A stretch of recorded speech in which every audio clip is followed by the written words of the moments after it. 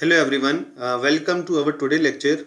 In our today lecture, we are going to discuss about the first law of economics, and the that law is called law of demand. As we mentioned in our earlier lecture, that before stating any law in economics, we have to make a certain type of assumption or certain type of conditions.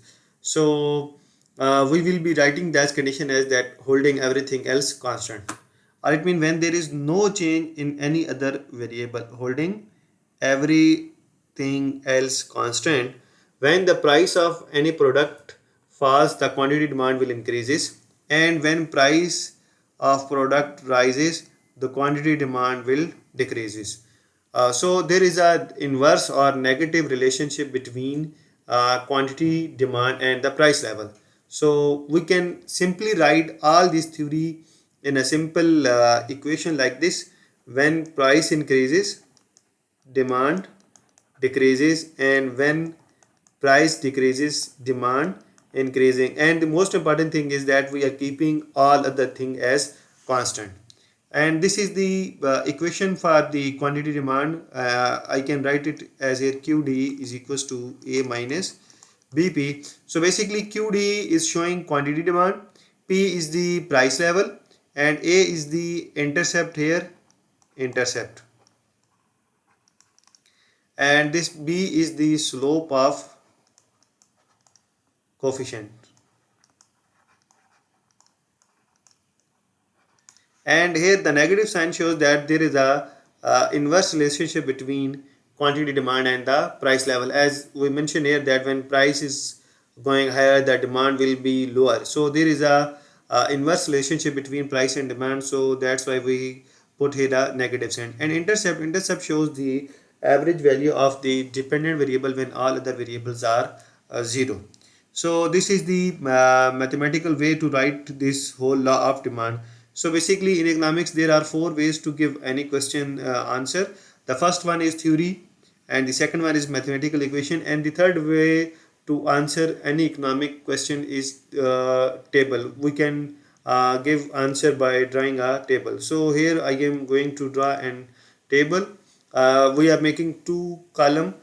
In first column we are taking the price level. For example, the first price is 10, then price goes to 15, then price goes to 20, and at price 10 there are 40 people who are willing to buy that product. When price goes higher from 10 to 15, now for let's say there are 30 people who are willing to buy that product, and then their price goes to 20, and at this price level there are only, let's say, 15 people who are willing to buy that product. So this is the third way to give any economics question answer. So now we are going to plot this table in a graph.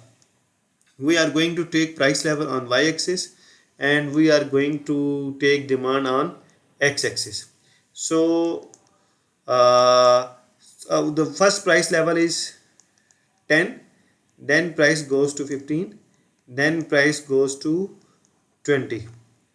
The first demand is 15. We will write all the number in ascending order: 15, then 30, then 40. At price 10 there are 40 people who are willing to that product, willing to buy that product. So 10 and 40 we are going to make first combination here. Then at price 15 there are 30 people who are buying to buy that product, and at price 20 there are 15 people who are willing to buy this product. So after joining all these dots we will get our demand curve, and it is negatively slope from left to right. So this is the fourth way to give answer to any economic question.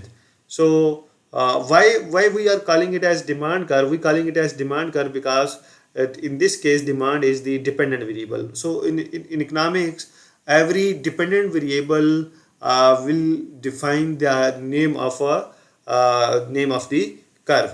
So there are, so keep in mind that in economics there are four ways to give answer to any economic question. The first way is theory, And the second way to give answer to any economic question is mathematical equation. And the third way to give answer in any economic question is table. And the fourth one is graph. So these are the four ways to give answer to any economic questions.